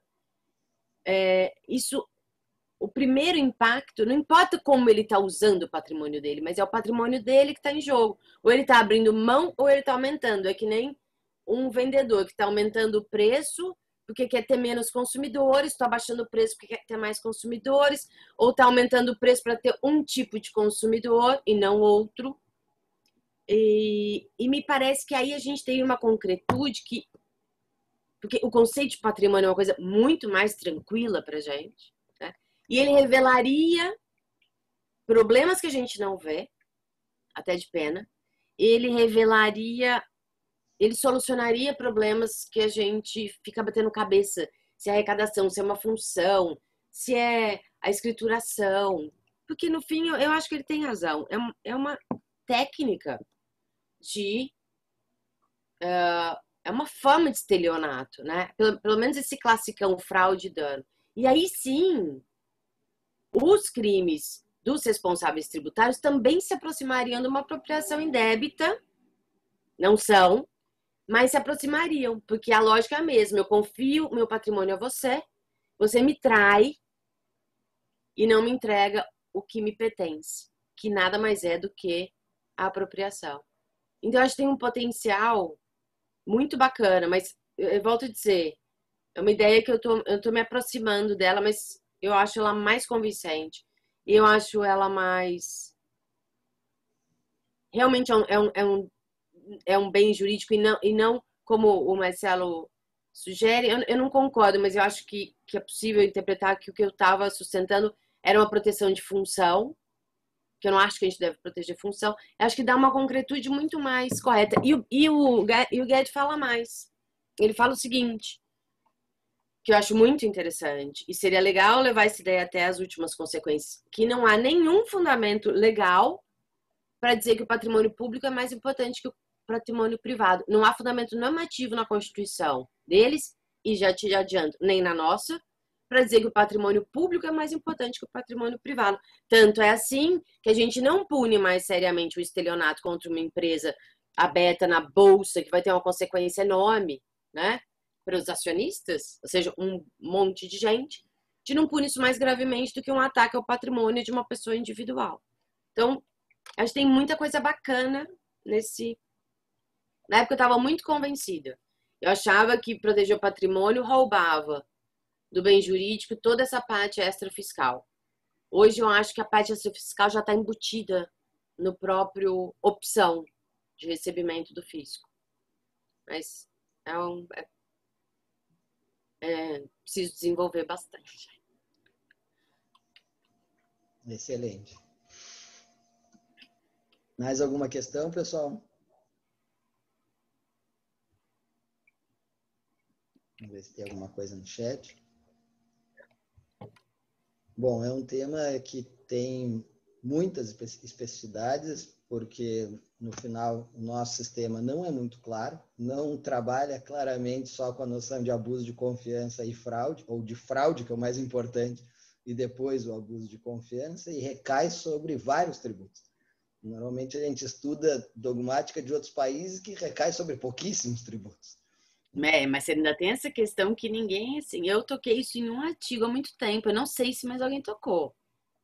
Né? Da sonegação, assim, quantas sonegações existem, por exemplo, num crime tributário de importação? São vários tributos. Quando eu reduzo a base de cálculo do imposto de renda, se for uma PJ, eu estou reduzindo uma série de tributos por tabela. São vários crimes inconcluso formal? Ou eu estou só aumentando o tamanho do dano? E se envolver tributos estaduais e federais, como acontece na importação? Que tem IPI e ICMS, por exemplo. Isso também ninguém trata. Isso põe, nossa, pimenta malagueta na feijuca, porque aí essa bagunça tributária vem para dentro do penal tributário de novo, né? E aqui eu acho que é importante que a gente tenha um espaço de consenso, professora Heloísa, porque se o sistema tributário não se resolve, parece não se resolver de uma forma rápida, aqui no Estado tinha uma reforma tributária que o governador já desistiu, ele dizia que diminuiria a carga tributária, os críticos diziam que aumentaria a carga tributária, então nós temos problemas demais, me parece, no direito tributário, e se nós conseguíssemos simplificar e destacar o que é importante na parte penal, já seria uma grande contribuição a ser feita. Eu, pessoalmente, fiquei muito feliz com o que eu ouvi, uma leitura de parte geral mesmo, sobre várias peculiaridades e várias especificidades da dogmática dos crimes contra a ordem tributária. Foi apresentado aqui e fico muito feliz mesmo de ouvir uma professora Heloísa Estelita, com a importância que tem hoje para o direito penal empresarial brasileiro, latino-americano, dizer que o direito penal não pode tutelar, dizendo que tutelaria um bem jurídico, tutelar uma função que, na verdade, é um funcionamento de vários valores, diretrizes, práticas e culturas que, como já vários apresentaram, é uma ampliação do tipo penal. Sim, seria proteger um procedimento, né? Então, nós nós temos, sim, uma missão muito grande, eu acho que é tentar oferecer um pouco de clareza para a aplicação do direito em situações que foram muito bem colocadas aqui, a meu ver, que são graus diferentes de ataque a esse valor. E com a mesma pena. O lapso de mínimo e máximo da pena não é tão grande para colocar situações de altíssimo grau de diferença. Algumas seriam até chamadas pelos alemães de âmbito anterior à tutela, né? Vorfallschutz, que é o que eles dizem, né? Então, assim... Mas é uma tentativa. Acho que fica várias instigações aqui para novos trabalhos, artigos, livros. Eu acho que a gente poderia até pensar ano que vem fazer um grupo mesmo e sentar e fazer isso com calma e fazer uma proposta. Fazer uma proposta. A pretexto de comemoração dos 30 anos. Antes que ela faça 31, a gente fala, vamos dar uma turbinada, fazer um lifting na 8.137. E acho que assim, dentro dessa proposta da professora Heloísa Estelita, eu sou grande entusiasta, vamos pensar esse evento mesmo, e pode sair uma síntese daí dessa ideia. Eu acho que certamente nós vamos encontrar colegas também com ideia de apoiar essa proposta conjunta. Agora, o que fica, me parece, de diretriz fundante aqui, Heloísa e todos os colegas que estão aqui, é que eu não sei se a sociedade entende o que nós, penalistas, estamos cada vez mais próximos a tentar esboçar. Existe um caráter ético. Esse caráter ético não é mais um dinheiro do Estado, não é mais um dinheiro do rei, não é mais um dinheiro do Estado totalitário. E é importante que a sociedade entenda e se sinta representada também nisso. Então, a riqueza que a professora Heloísa Estelita nos forneceu hoje, de simplificar o sistema e destacar aquilo que é importante, a exemplo de outros países que já fizeram, é sim um motivo para nós pensarmos e ir a fundo nessas questões. E eu fico comprometido aqui, então, de reunir o nosso pessoal da PUC, do Rio Grande do Sul e pensar nessa ideia desse congresso. Muito obrigado, professora Heloísa. Eu que agradeço, gente. Foi um grande prazer. Para variar, eu adoro gaúcho. Eu tenho uma coisa genética com gaúcho. Já falei isso para a Raquel, já falei para o Fábio, já falei para o Xande, para o Luciano Feldes. Eu tenho nasci com empatia. Então é uma alegria estar com vocês. Não tem só gaúcho isso aqui, eu sei. Mas o convite veio dos meus amigos gaúchos. Muito obrigada pela discussão.